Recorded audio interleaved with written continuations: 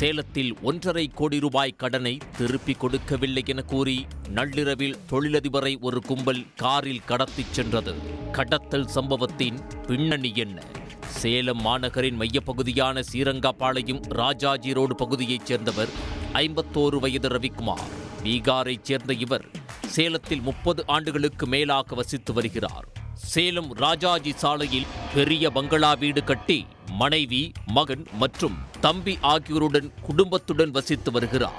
தொழில் அதிபரான இவர் சேலம், கோவை, ஈரோடு, உடுமலைப்பேட்டை ஆகிய இடங்களில் நூல் மில் வைத்து நடத்தி வந்தார். தொழிலுக்காக பல்வேறு இடங்களில் ரவிக்குமார் கடன் பெற்றிருந்ததாக கூறப்படுகிறது. இந்த நிலையில் நேற்று இரவு இவர் வீட்டில் இருந்தபோது கடன் கொடுத்தவர் தரப்பைச் சேர்ந்த 20 பேர் கொண்ட கும்பல் 5 கார்களில் அவரது வீட்டிற்கு வந்துள்ளது. 1.5 கோடி ரூபாய் கடனை திருப்பி கேட்டுள்ளனர். தன்னிடம் தற்போது பணம் இல்லை என்று அவர் கூறியுள்ளார். இதனால் ஆத்திரமடைந்த அந்த கும்பல் தொழிலதிபர் ரவிக்குமாரை காரில் கடத்திச் சென்றனர். இதுகுறித்து ரவிக்குமாரின் தம்பி அனில்குமார் அஸ்தம்பட்டி போலீசில் புகார் அளித்தார். புகாரின் பேரில் போலீசார் வழக்கு பதிவு செய்து சம்பவ இடத்திற்கு சென்று விசாரித்தனர். விசாரணையில் ரவிக்குமார் கோவை, சேலம் உள்ளிட்ட 5 இடங்களில் நூல் மில் வைத்து நடத்தி வந்துள்ளார். வங்கிகளில் கோடிக்கணக்கில் கடன் பெற்று தொழில் செய்து வந்ததாக தெரிகிறது. இந்த நிலையில் நூல் மில்லில் நஷ்டம் ஏற்பட்டதால் ஒரு சில மில்களை அவர் விற்றுள்ளார். இந்த நிலையில் ஈரோட்டைச் சேர்ந்த தேவேந்திர சோப்ரா, நாகராஜ் ஆகிய 2 பேரிடம் 1.5 கோடி ரூபாய் கடன் பெற்றதாக கூறப்படுகிறது. வாங்கிய கடனை திருப்பி கொடுக்காததால் அவர்கள் பலமுறை பணத்தை திருப்பி கேட்டுள்ளனர். ஒரு கட்டத்தில் கடனை திருப்பி செலுத்தியதாக ரவிக்குமார் தரப்பில் கூறப்படுகிறது.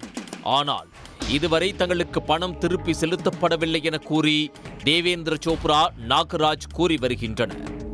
இந்நிலையில்தான் நேற்றிரவு தேவேந்திர சோப்ரா மற்றும் நாகராஜ் உட்பட 20 பேர் கொண்ட கும்பல் ரவிக்குமாரை வீட்டில் சந்தித்து பணம் கேட்டுள்ளனர். அப்போது அவர்களுக்குள் வாக்குவாதம் ஏற்பட்டுள்ளது. தொடர்ந்து ரவிக்குமாரை அவர்கள் காரில் கடத்திச் சென்றது போலீசாருக்கு தெரிய வந்துள்ளது. இதையடுத்து தனிப்படை அமைத்து கடத்தல் கும்பலை பிடிக்க ஈரோடு விரைந்தனர்.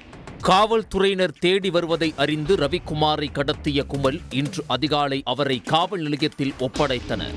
மேலும் ரவிக்குமாரை கடத்தவில்லை, கடனை கேட்பதற்காகத்தான் அழைத்துச் சென்றோம் என்று தேவேந்திர சோப்ரா மற்றும் நாகராஜன் கும்பல் போலீசாரிடம் மன்னிப்பு கேட்டுள்ளனர். ஆனாலும் தொடர்ந்து போலீசார் விசாரணை மேற்கொண்டு வருகின்றனர். 1.5 கோடி ரூபாய் கடன் பிரச்சினையில் நள்ளிரவில் சேலத்தில் தொழிலதிபர் கடத்தப்பட்டதாக கூறப்பட்ட சம்பவம் பரபரப்பை ஏற்படுத்தியுள்ளது. உடனுக்குடன் செய்திகளை தெரிந்து கொள்ள சன் நியூஸ் பெல் ஐகானை கிளிக் பண்ணுங்க.